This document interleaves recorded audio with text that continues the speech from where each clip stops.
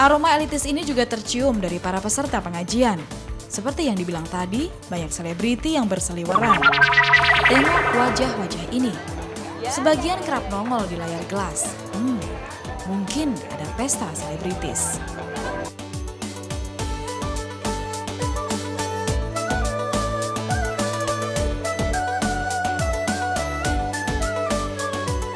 Tapi Anda salah besar. Ini bukan hajatan, bukan pula pesta. Ini pengajian. Kaum berpunya ini sedang mengkaji agama, mendekatkan diri pada Sang Pencipta. Mereka adalah anggota pengajian Cipete. Dari lokasinya saja, tahulah kita kalau ini pengajian kaum elit. Ya, Cipete adalah sebuah kawasan elit di Jakarta Selatan.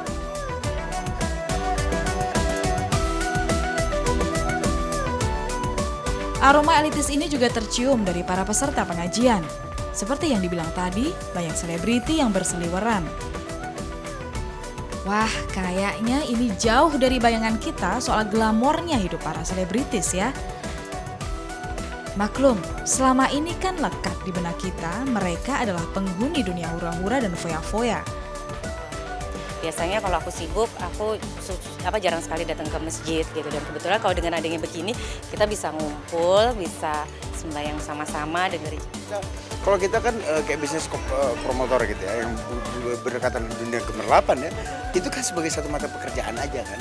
Tapi bukan berarti kita tidak coba untuk berusaha untuk ke agama. Tapi sudahlah, ibadah itu urusan antara manusia dengan Tuhannya kok. Yang jelas, kehadiran wajah-wajah mengkilap dan orang-orang berduit membawa banyak manfaat, terutama ketika melakukan kegiatan-kegiatan sosial.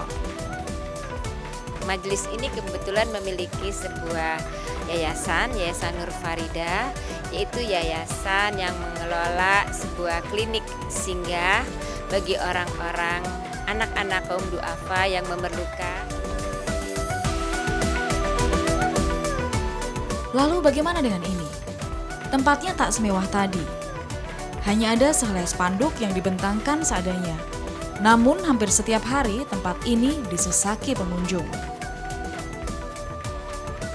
Kita juga bicara tentang adakah reinkarnasi itu dalam Islam, terus adakah itu di Quran, bagaimana kehidupan kita sesudah mati, bagaimana fenomena Vega, fenomena UFO, piring terbang, terus itu juga kita bahas, tentu kita pakai media antara lain buku. Rupanya ini juga pengajian. Namanya Padepokan Taha, berlokasi di Kebayoran Baru, Jakarta Selatan. Uniknya yang bergabung di sini kebanyakan kaum muda dan para profesional. Mereka adalah golongan yang umumnya sangat mengedepankan rasionalitas. Dan acap kali soal rasionalitas ini dipertanyakan dalam ritual agama. Saya kira sudah ketika orang itu hanya nyaman dengan doktrin-doktrin yang berkembang, kemudian dia hanya mengikut saja dari apa yang disampaikan kepadanya. Saya kira kalau dia jujur, dia akan mengalami satu kebosanan. Nah, kini siapa sangka jika para profesional muda semakin tertarik mencari tahu Tuhannya. Dalam kurun 5 tahun terakhir, kegiatan ini seolah telah menjadi tren di kalangan tersebut. Mereka betah berlama-lama mengkaji masalah agama. Jadi di sini tuh bisa seperti menemukan diri sendiri. Saya menyebutnya Padepokan ini seperti oase di panas terik Jakarta. Kalau kamu datang ke sini rasanya sejuk, teduh, siapa saja boleh datang ya. Bahkan teman-teman yang dari agama yang lain pun yang ingin mengkaji mengenai Tuhan, mengenai diri sendiri, mengenai segala macam pertanyaan, itu boleh datang ke sini. Jadi luar biasa karena tidak eksklusif. Yap, kita memang sering terperangkap dalam bandrol golongan antar manusia. Ada golongan selebritis, golongan profesional, golongan kaya hingga golongan tak perlu lainnya. Namun dalam urusan mencari Tuhan, ternyata bandrol itu tak lagi berharga. Yang tertinggal hanyalah keseragaman pencarian jiwa.